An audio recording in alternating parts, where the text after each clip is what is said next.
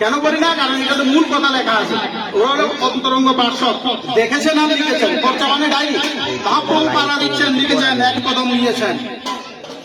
মহাপ্রভু সবাই ভক্ত দেখি বলেন তো। আগামী পাঠে আপনারা উত্তর দিবেন। যে কোনো গৌর ভক্ত, কৃষ্ণ ভক্ত মহাপ্রভু কয় ঘোষা দুটি করতেন? আমরা তো বলছি দুটি করি, কয় ঘোষা দুটি করতেন কোন গ্রন্থে আছে?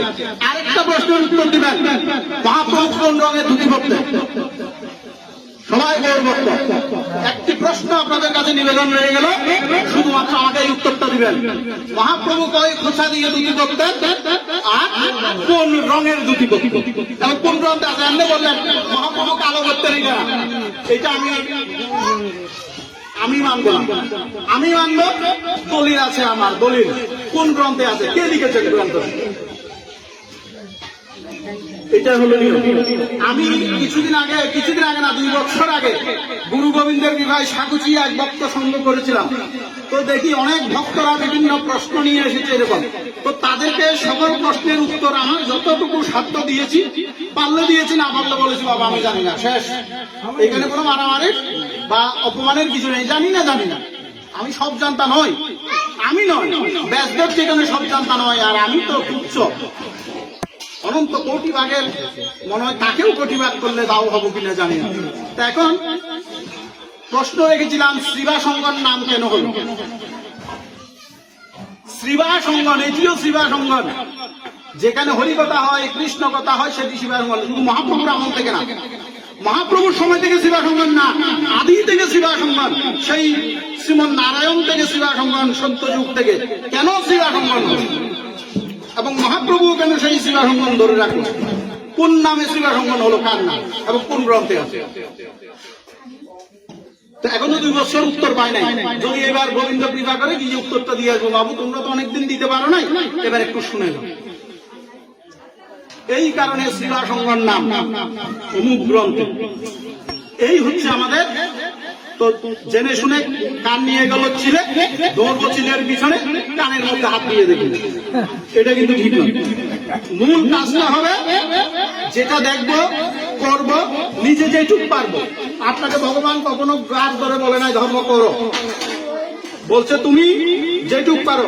আরেকদিন আলোচনায় বলবো, একাদশী বা কোন ব্রতাদি উপবাস না পারলে আপনি কি করবেন, এটারও বিধান ভগবান দিয়েছে।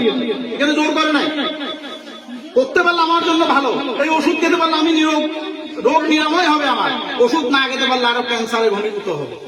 এই হলো না, এই হচ্ছে আমাদের কাজ।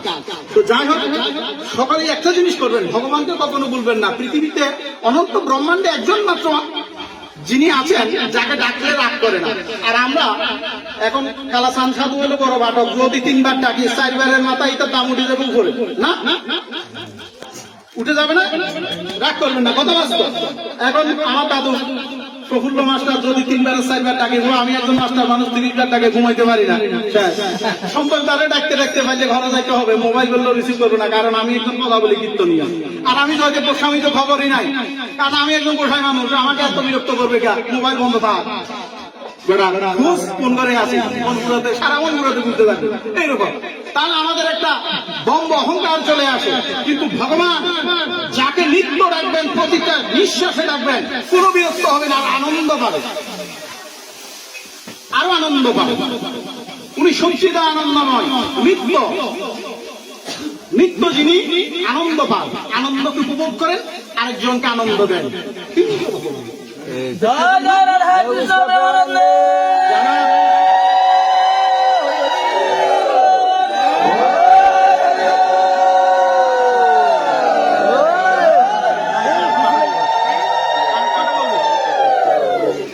আগে দেখেন না, খুঁজে দেখেন, পঞ্চতত্ত্বে 5টি জনের 5 কালার বস্ত্র আছে। কিরকম পরে, কয় পোশাক দিয়ে পরে, কি আমাদের মতো ধুতি করতো।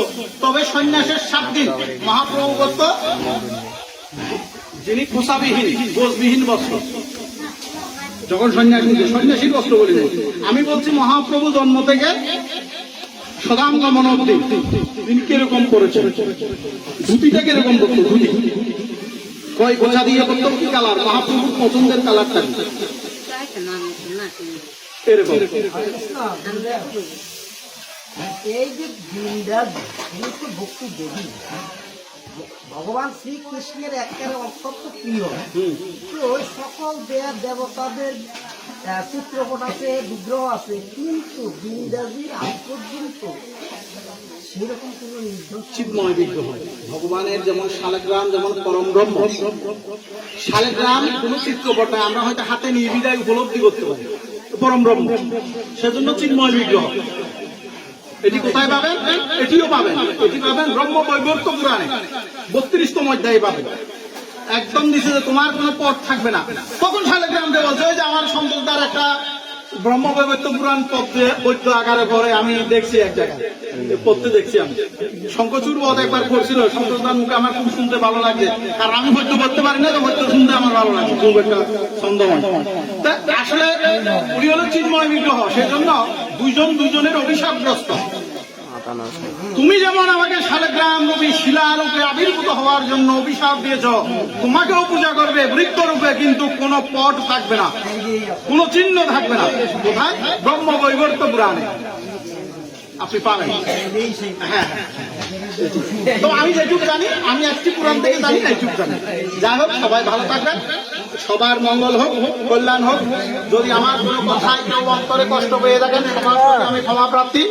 জয় জয় শ্রী তাই গৌরী সীতানাথ হরি হরি বল।